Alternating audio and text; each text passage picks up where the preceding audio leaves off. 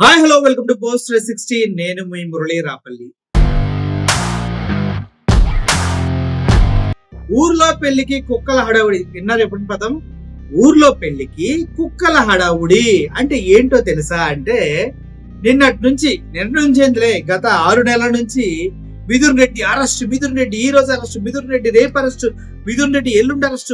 అసలు ఎన్ని అరెస్టులు చేశారో మిథున్ రెడ్డిని సోషల్ మీడియాలో, అదేవిధంగా మెయిన్ స్ట్రీమ్ ఛానల్స్ లో నెంబర్ ఆఫ్ టైమ్స్ అరెస్టులు చేశారు. అసలు మిథున్ రెడ్డిని ఇప్పటి వరకు ఎవడో అరెస్ట్ చేయకపోయినా ఇప్పుడే అరెస్ట్, ఇంకోసారి అరెస్ట్. సిట్టు విచారణకి వెళ్ళినటువంటి మిథున్ రెడ్డిని పోలీసులు అసలు వదలట్లేదు. మిథున్ రెడ్డి దగ్గర అన్ని ఆధారాలు ఉన్నాయి, మిథున్ రెడ్డి అది, మిథున్ రెడ్డి ఇది అంటూ అసలు మామూలుగా ఆడుకోవట్లా మిథున్ రెడ్డి స్టోరీస్ ని. అయితే నిజంగానే మిథున్ రెడ్డి అరెస్ట్ అంటే, మిథున్ రెడ్డి ఎంతకాలం ముందస్తు బెయిల్ పైన ఉన్న విషయం మనందరికీ తెలిసిందే. ఆయన అరెస్ట్ చేయడం కోసం పోలీసులు పాపం ఎన్ని కష్టాలు పడుతున్నారో కూడా మనందరికీ తెలిసిన విషయం. అయితే మిథున్ రెడ్డి నిజంగానే అరెస్ట్ అవుతాడా అంటే పోలీసులు ఆలోచిస్తూ ఉన్నా కూడా TV channels, yellow media channels Mithun రెడ్డిని అరెస్ట్ చేసి జైలుకి పంపించేసి చెక్ చేసి మరణ శిక్ష కూడా వేసేలాగా అనిపిస్తున్నాయి. ఇదే మీడియా ట్రయల్స్ అంటారు. ఇట్లా వీళ్ళే జడ్జిలు, వీళ్ళే అని. కోర్టులతో సంబంధం లేదు. మిథున్ రెడ్డి లిక్కర్ కేసులో ఉన్నాడంటూ వాళ్ళ పార్టీకి సంబంధించిన ఒక అధికారి నాయకుడు చెప్తాడు. దాన్ని వీళ్ళు యాజిటీస్ గా స్టోరీల రూపంలో రాసుకొని ఒక దంపుతూనే ఉంటారు. కానీ నిజంగా చెప్పాలంటే మిథున్ రెడ్డి గారు ఇప్పటి వరకు అరెస్ట్ కాలేదు, ఇకపైన అరెస్ట్ కాబోదు ఆలోచించారు. ఎందుకంటే ఆయనకు ముందస్తు బెయిల్ ఇచ్చారు. ఆ ముందస్తు బెయిల్ హైకోర్టులో మళ్ళీ దాన్ని పొడిగించమంటే నో అంటూ ఇసిరేశారు అని మళ్ళీ సుప్రీంకోర్టుకి వెళ్ళారు. సుప్రీంకోర్టులో కూడా విచారణ విన్న తర్వాత ముందస్తు బెయిల్ లేదు అంటూ సుప్రీంకోర్టు కూడా హ్యాండ్స్ అప్. ఇంకా సిట్కి రెక్కలు వచ్చినాయి, దొరికాడ్రా రాజ్యా అంటూ మిథున్ రెడ్డిని అరెస్ట్ చేయడానికి సిద్ధమైపోయింది. ఈ క్రమంలోనే మిథున్ రెడ్డి పరారీలో ఉన్నాడు. మిథున్ రెడ్డి తప్పించుకు పారిపోతూ ఉన్నాడు. ఢిల్లీ నుంచి మిథున్ రెడ్డి ప్రత్యేక ఫ్లైట్ లో చెన్నై నుంచి, బెంగళూరు నుంచి, అటు నుంచి ఇటు నుంచి ఎటు నుంచో ఒక్కటి నుంచి పారిపోయాడు అని సోది కథనాలు వస్తూ ఉన్నాయి. కానీ అసలు వాస్తవానికి జరిగింది ఏంటి?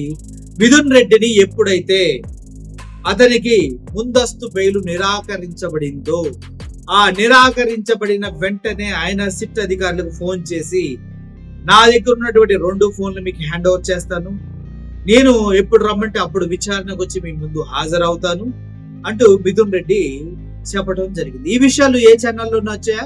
రావు. క్యారెక్టర్ అసాసినేషన్ చేయడంలో ఈ ఎల్లో పత్రికలు, yellow media, yellow social media చిత్తశుద్ధిగా ఉంటది అనమాట. చాలా పర్ఫెక్ట్ గా ఉంటది. ఎదుటి వ్యక్తి క్యారెక్టర్ ని అసాసినేషన్ చేసి వారికి ఉన్న క్రెడిబిలిటీని దారుణంగా తీసేయడంలో వీళ్ళు విస్తృతమైన ప్రచారాలు చేస్తూ ఉంటారు. అందుకే అంటారు ఎల్లో మీడియా చెత్త మీడియా అని. సో ఇదే క్రమంలో మిథున్ రెడ్డి అరెస్ట్ అయిపోతూ ఉన్నాడు. అరెస్ట్కి రంగం సిద్ధం. కానీ మిథున్ రెడ్డి పారిపోతూ ఉన్నాడు. ఎన్ని చెప్తున్నారు? నిజానికి మిథున్ రెడ్డి డైరెక్ట్ గా సిట్ ఆఫీసర్ల దగ్గరకు వచ్చి, నేను వస్తున్నా, ఎప్పుడు రమ్మంటారు చెప్పండి అని మగాళ్ళ నిలబడి అడుగుతున్నాడు. కానీ ఆడింగోల్లాగా మాట్లాడేది ఎవరు? ఈ మీడియా. వెనక నుంచి పారిపోతున్నాడు, ముందు నుంచి దూకుతున్నాడు, ఏ ఉంటే మాకు లిక్కర్ కేసు అనేది ఇప్పటికి 10 మందిని పైన అరెస్ట్ చేసి, ఏ ఒక్కరైనా కూడా జగన్మోహన్ రెడ్డి గారి పేరు చెప్పారా? లేదు. కానీ సిట్ అధికారుల దగ్గర ఏమన్నా ఆధారాలు ఉన్నాయా? లేవు. మరి ఏ ఆధారం లేకుండా ఎవడు ఏం చెప్పకుండా వెంకన్న చెప్పాడు, సుబ్బన్న చెప్పాడు అనేసి అరెస్టులు చేస్తా అంటే ఊరుకుంటారే ఏంటి? ఎవడు ఊరుకోరు. మరి సిట్ అధికారులకి మరి ఏసీబీ కోర్టు క్లియర్ గా ఇన్స్ట్రక్షన్స్ ఇచ్చింది, అరెస్ట్ ఇవ్వండి అరెస్ట్ వారెంట్ అంటే, అరెస్టులు ఏముంది, మీ దగ్గర ఆధారాలు ఏమున్నాయి అడిగింది ఏసీబీ కోర్టు. సో ఆధారాలు లేవు, అరెస్ట్ చేసే హక్కు లేదు, ఇష్టానుసారంగా రిమాండ్కి తరలించడం ఇప్పుడు కుదరట్లేదు. హైకోర్టు క్లియర్ గైడ్ లైన్స్ ఇచ్చింది. వితౌట్ ఎనీ ఆధారాలు వెంకన్న, సుబ్బన్న, మల్లన్న, బోడి కొట్టంగాడు ఎవడో చెప్పాడనేసి ఎవరిని కూడా రిమాండ్కి పంపించినట్లయితే మర్యాదగా ఉన్నదంటూ హైకోర్టు కింద కోర్టులు అన్నిటికీ సమన్లు ఇవ్వడం కూడా జరిగింది, నోటిఫికేషన్ ఇవ్వడం కూడా జరిగింది. ఇది మీరు ఎవడన్నా ఎక్స్ట్రా చేస్తే తొక్కా తీస్తామని కూడా చెప్పారు. సో ఇప్పుడు ఆయన అరెస్ట్ చేసే అవకాశమే లేదు. కానీ ఈ ఎల్లో మీడియా ఈ రేంజ్ లో దుష్ప్రచారాలు చేస్తూ ఆయన క్యారెక్టర్ ని హననం చేస్తూ తన క్రెడిబిలిటీని డిస్టర్బ్ చేస్తూ ఏదో పైచాచిక ఆనందాన్ని అలా పొందుతూ ఉంది. అదే మిథున్ రెడ్డి గారు కూడా మీడియాతో మాట్లాడుతూ ఏం చెప్తున్నారో ఒకసారి వినండి.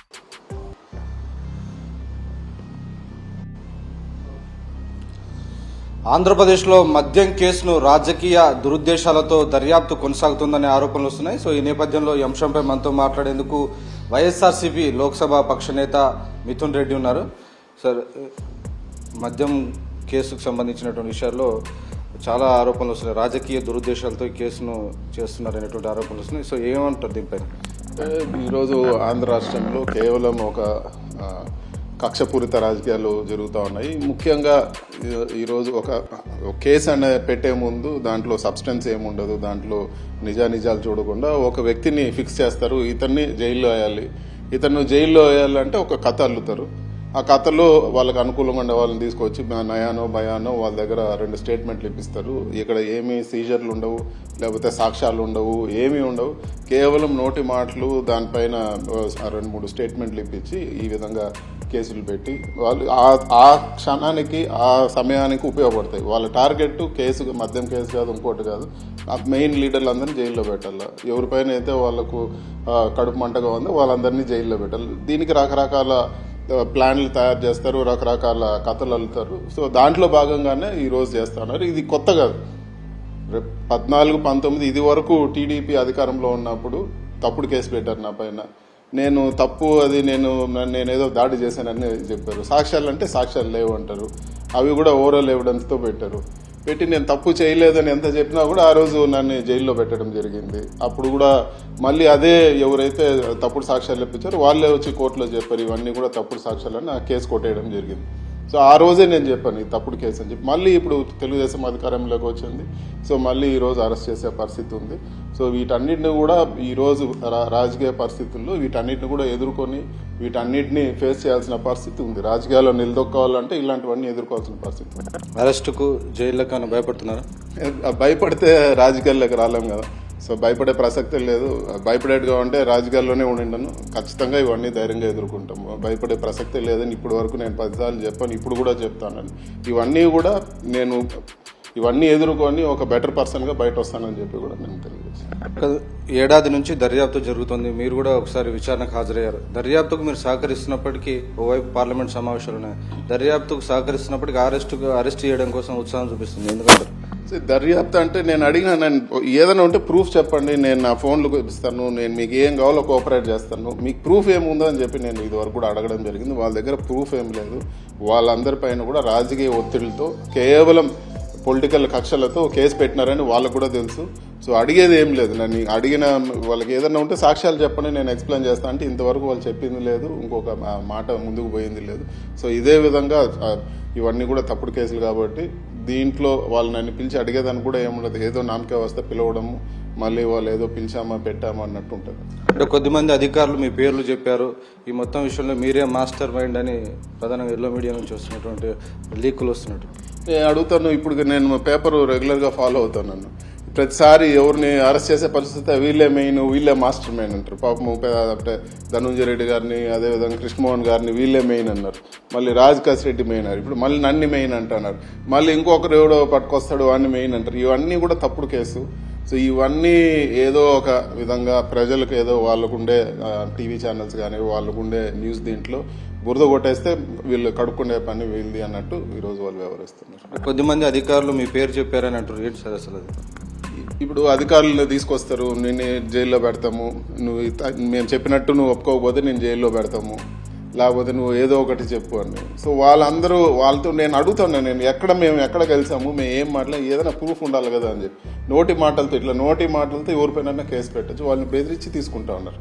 సో రేపు రాబోయే రోజులు ఇదే అధికారులు చెప్తారు మమ్మల్ని బెదిరించి పెట్టారు, ఇది తప్పుడు కేసు అని కొట్టేస్తారు. ఇది వరకే నా విషయంలో అలాగే జరిగింది.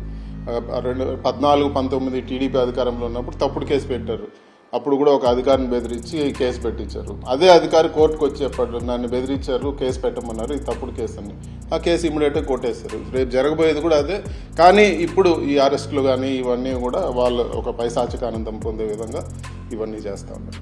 అయితే ప్రధానంగా గతంలో ఇది ప్రైవేటు వ్యాపారుల చేతిలో ఈ మద్యం విధానం ఉండేది. ఇక్కడ వైఎస్ఆర్సీపీ ప్రభుత్వంలో దాని విధానాన్ని మార్చి ప్రభుత్వమే దీన్ని నిర్వహించి ప్రభుత్వం యొక్క ఆదాయం పెరిగిందని చెప్తున్నారు. సో ఈ మొత్తం విధాన రూపకల్పనలో మీ పాత్ర ఉంది అనేటువంటి అంటున్నారు.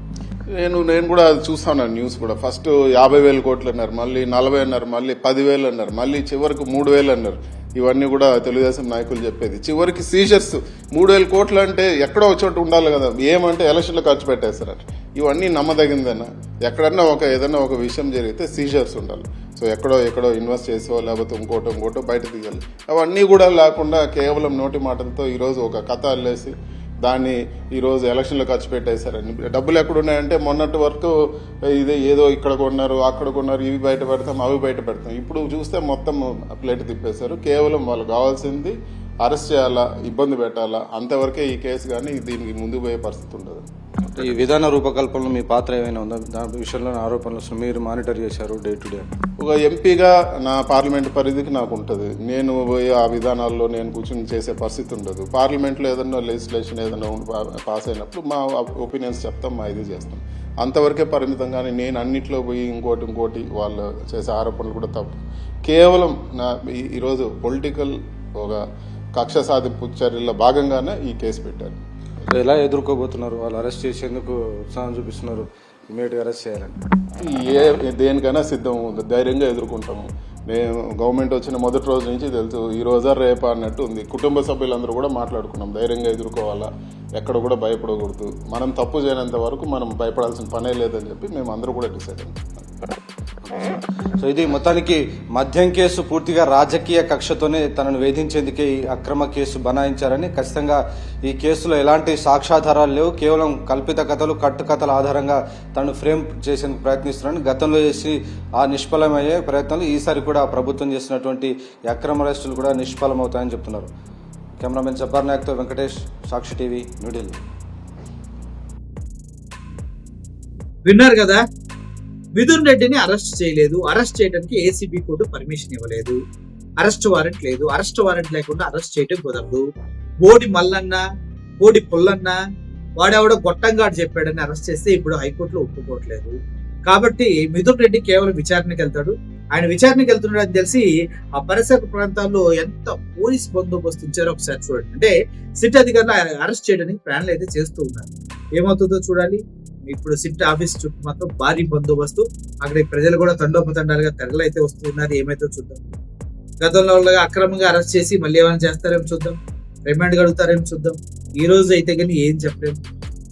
అన్నింటిలో ఏంటంటే మిథున్ రెడ్డి స్వయంగా నేనే వస్తున్నా అంటూ పోలీసులు సిట్ అధికారుల దగ్గరికి వెళ్తున్నాడు తప్పించి ఏ ఒక్కడు కూడా ఆయన్ని బలవంతంగా తీసుకెళ్లట్లేదు. ఆయన విచారణకు పూర్తి స్థాయిలో సహకరిస్తున్నాడు. ఆ పైన పెట్టిన కేసుల గురించి ఇందాక వీడియోలో మాట్లాడింది విన్నారు కదా, ఎటువంటి కేసులు పెట్టారు. కాబట్టి ఎవరికి భయపడలేదు, ధైర్యంగా ఉండండి.